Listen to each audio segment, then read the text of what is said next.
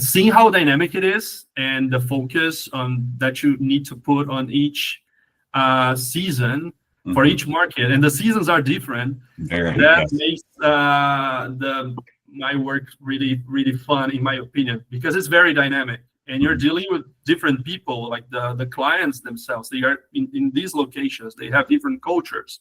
They have different ways of seeing things, different opinions about what success is. This is something we always ask to our clients, like, how do you define success? Some clients want to focus more on their ADR increases because they're concerned about the rates that they're getting. And some other clients, they just look at revenue and they are not worried at all about the rates that you're getting. So you have more flexibility to play with the rates and the discounts. Welcome to RevLabs by PriceLabs.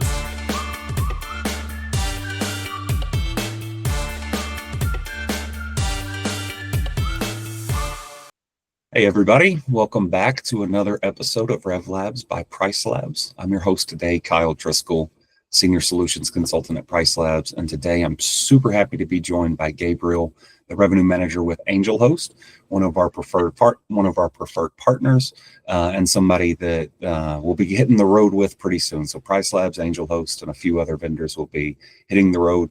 You're in New Orleans coming up. Hopefully you'll be able to swing by for there. But Gabriel, it's nice to talk to you. I'm looking really forward to this. If you don't mind, why don't you take just a minute or two and talk about you, talk about Angelhost, and talk about your experience leading into this. Okay. So first of all, thank you, Kyle, for the opportunity. It's a pleasure to be here. My name is Gabriel. I'm a revenue manager at Angelhost, a Canadian-based company that's mostly working with revenue management and listing optimization for property managers and property owners worldwide. Been working here at Angelhost for almost 2 years now. So we manage today a portfolio of more than 1,000 properties if you combine like all the revenue management teams. So I'm not directly responsible for all these units because that would be very difficult to do with the quality that we need to provide our services with. Mm-hmm. But this is how the company is looking like, and I really enjoy working here. I love being a revenue manager. I think it's a perfect combination of a data-driven kind of career with communicating to people as well, which is something that I love, right? So I communicate a lot with my clients. I love building those reports and working at the same time with numbers and market data. That's awesome to hear. And that's very similar to what I hear on a lot of these Life of Revenue Manager podcasts that we do. There's a certain amount of creativity that you hear from people. There's a certain amount of autonomy, I think, as well, that RMs like. What's something that, since you've joined Angelhost, that's just really stood out to you and made your life enjoyable doing RM? Whether it's a certain customer or certain actions or results or things like that. What are some of the wins that you like in revenue management? Okay, so as I was mentioning, I love working with data and see, especially when it comes to revenue management, you can see, for example, the revenues evolving. When you're analyzing a listing that had $2,000 of rental revenue over the last year in a specific month, and then you can see how the revenue in this year is building up. Being able to kind of control how you do it, basically balancing the rates that you have with the occupancy that you're gaining and seeing this change week by week, that's something that kind of gives me a sense of purpose. Because whenever I achieve my goals with each listing that I manage, I really feel happy because I know that this is something that is related to the work of other people, the career of other people worldwide, which are my clients and their clients as well, which are the owners. So knowing that I'm participating in this every day really makes me happy. And that's a very good part of the job. Yeah, absolutely. Now you've got a very unique setup. As you mentioned before, Angelhost is in Canada. It's a Canadian-based company. You're in Brazil, so going kind of all over the place with this one. What other markets do you tend to price in, and do you have a favorite market that you're currently in that it's kind of like the fun market to play with, so to speak? Okay, that's a good question. So yes, we are actually in very different markets. So I can tell for myself, for the units that I directly manage. We have units in Mexico, in the US, in Canada, Barbados, Turks and Caicos, Puerto Rico, Spain, and in the UK. And I'm not sure if I mentioned Barbados, but that's the last market. That's awesome. Well, my favorite market, that's a hard question, because I'm not sure, to be honest. Like I actually, one of the beauty of revenue management, it's having so many different markets with different characteristics. So we have some markets in which the booking window, for example, is very low. So it's a market in which the market reacts really quick to whatever you do, right? So you have guests booking on a Wednesday to check in on Friday, and that's the typical booking that you get.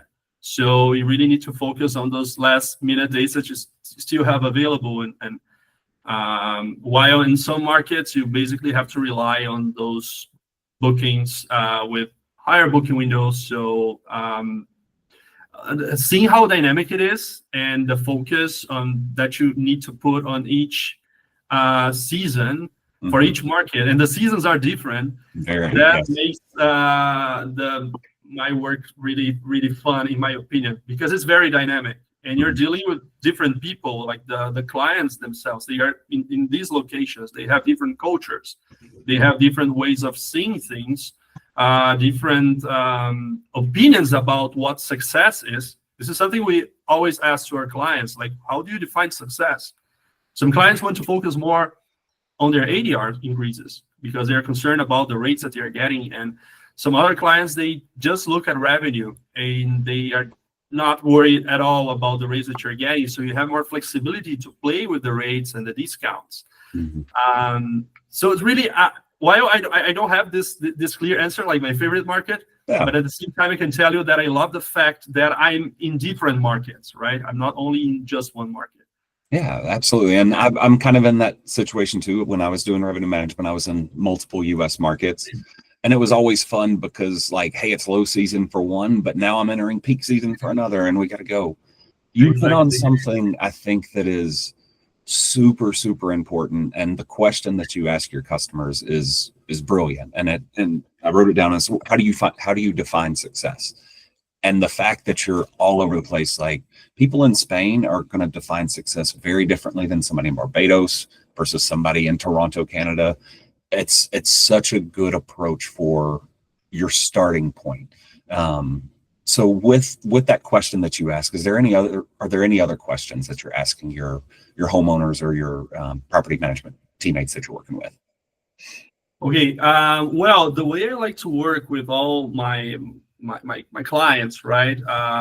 First of all, I understand that most of these clients, when they are property managers, they have their clients with different properties, and some of these clients will have different opinions as well. And the way I work with PriceLabs, for example, it's really going like listing by listing, analyzing each market separately, and I like to make that perfectly clear for my clients. So I work very dynamically with each one of these units, and I always ask my clients if they want me to focus more, for example, on occupancy gains for one of these properties, or on ADRs if we have to be careful with the minimum rate that we are using, for example, on other properties, another group of properties. There are some properties, for example, that were bought by a group of investors, and they just want to make some money out of it.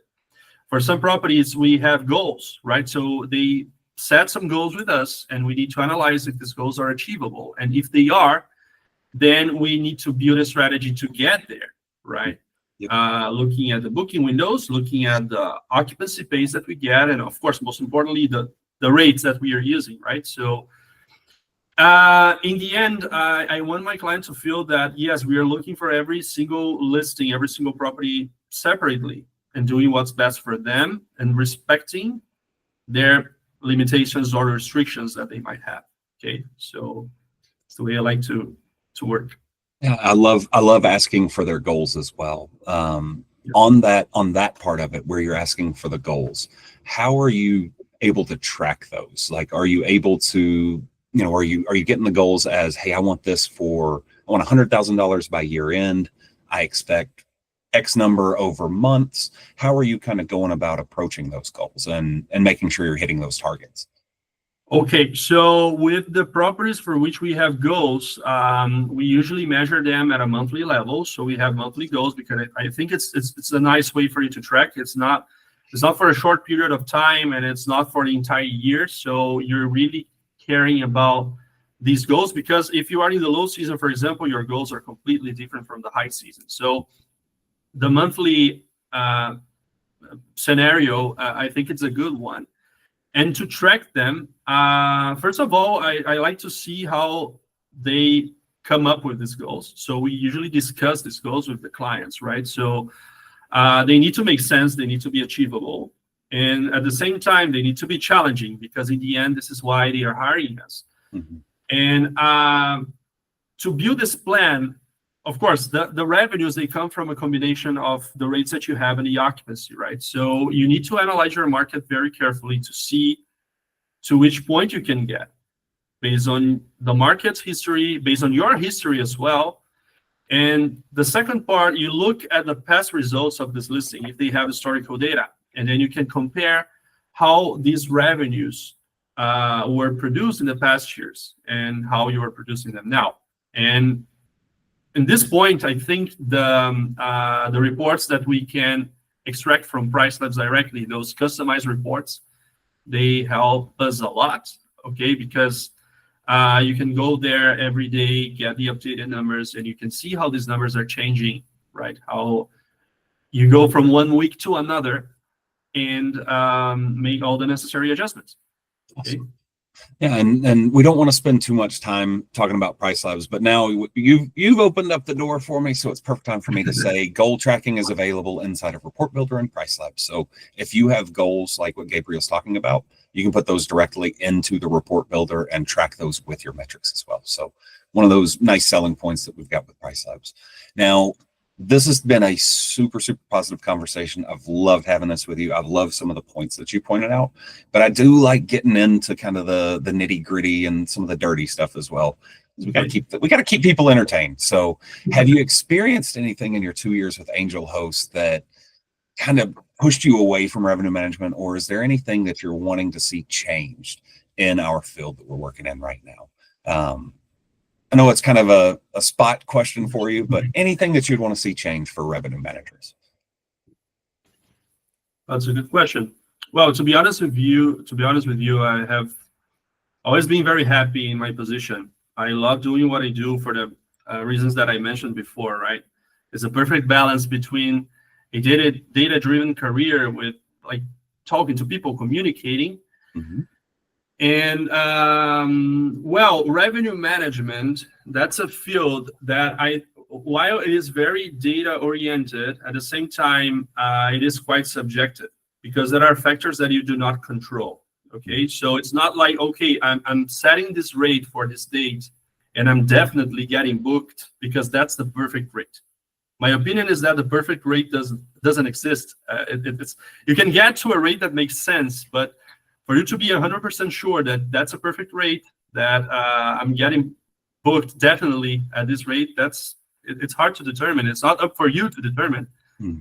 So that's one of the nice parts of revenue management, I guess, and you can explore a lot of things. So we are living this era of AI, for example, artificial intelligence. So I think there is a lot of room for us to try to track behaviors and this kind of situations that today is very difficult for us to see with this kind of approach, right? So I honestly, I believe that the role of a revenue manager, it's something that it's very important as well. You need to have a person behind that, those tools to make some necessary adjustments, especially according to each client that you're working with. Yeah. But at the same time, I think there is a lot of room for us to explore when it comes to artificial intelligence, for example.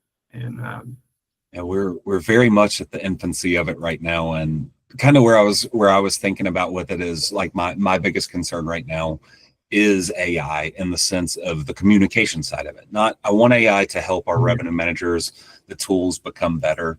My biggest concern, I think, with our space is relying too heavily on the messaging and letting AI speak for us. The more that, because it is a subjective field, you need to be able to fill in those gaps with the little nuances and explain why things are happening.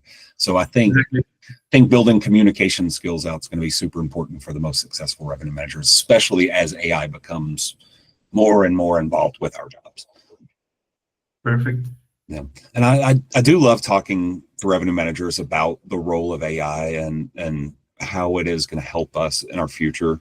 Are there concerns that you have with AI in general, or is it specific to revenue management for you? You mean about possibly Really? replacing or about, okay. Whatever it is that you got to fill in. I personally do not feel that AI can replace revenue managers. It can be a very useful tool and get even better and better and better. But there's so many nuances that I just don't think something artificial is going to be able to pick up on. And a part of it comes from the communication with people as well. So. Okay, I agree with you. And personally speaking, I have the same impression. I believe that some roles, they need a human behind it, right? So you can have a very good tool that is able to produce awesome results, but it's ideal to have someone behind this tool to be able to explain it and to be able to do some changes in the set of how this tool works for some clients, especially those that are not very tech savvy, for example. So I have some clients that they love having the meetings with me because they don't want to read a report or something that is sent to them automatically. Yep. They want to see someone with whom they can talk with about their concerns. Sometimes it's not even about my work or about what I'm doing, but sometimes even about how they are feeling with regards to their business, with regards to Airbnb policies and things like this. So this room, right? So this space, this opportunity to speak to this kind of people, it's important. And this is something that AI can do, in my opinion. Okay, so honestly, I'm not very concerned. I believe that AI will definitely change the world we live in by making our lives easier in a lot of different senses, and new opportunities will appear from AI. The same thing that happened with computers, for example, when they were developed, right? Absolutely. A lot of people, I didn't live, I wasn't born back then when that happened, when computers started to exist, but I can imagine that a lot of people were concerned about, okay, so my role today, my entire career is related to something that computers will replace. And while that was true, at the same time, a lot of new opportunities appear with those computers. So with AI, in my opinion, is going to be the same thing. And I think that nothing replaces human communication and feelings and this kind of things. So it's something we should be able to explore as well, right?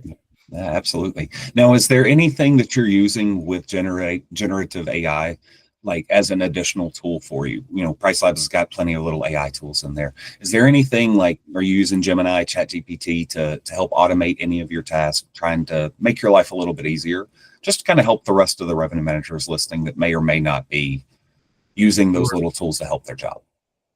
All right. So personally speaking, I use ChatGPT all the time, right? For any kinds of doubts that I have while trying to understand about different PMSs, for example. So even before searching for these kind of things, I go through ChatGPT and ask those questions. And sometimes ChatGPT is able to come up with a very detailed answer and tailored to exactly what I need. So this is really nice in terms of the support.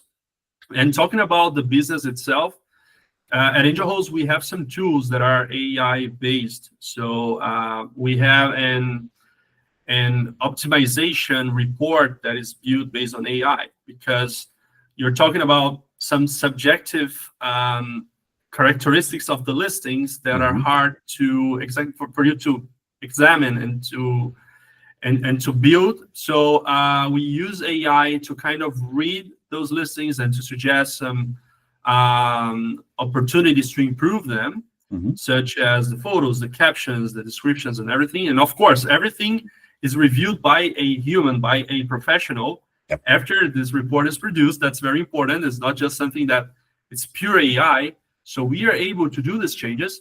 But yes, everything starts with AI. When it comes to listing optimization, I think AI is a great resource that people could explore. Okay. Absolutely.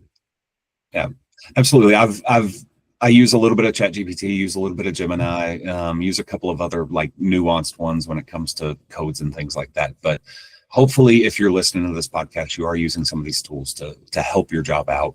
And I think Gabriel's hit it perfectly on the head.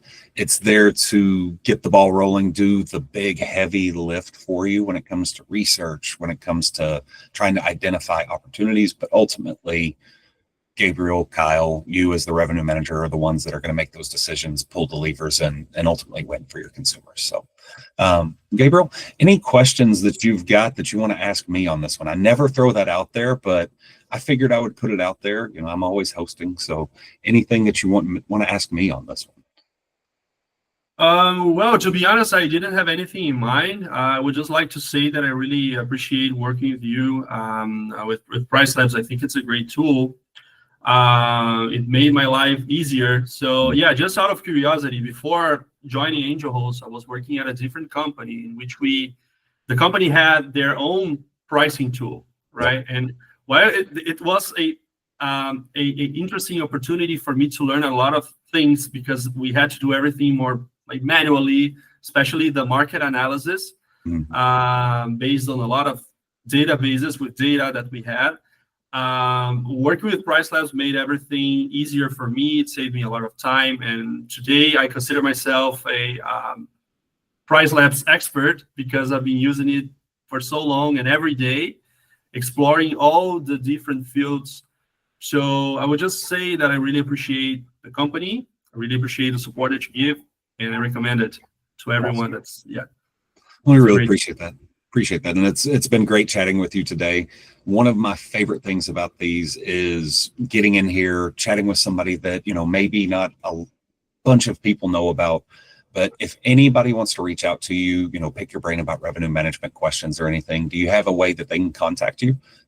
Maybe get your name out there a little bit. Yes, I would suggest reaching out to me on LinkedIn. So I think I have a unique name. I might be the only person in the world with my family names. So it's basically Gabriel Probst Thaumaturgo. So it's a German and a Greek surname combined. And please feel free to reach out to me. I love discussing ideas about revenue management.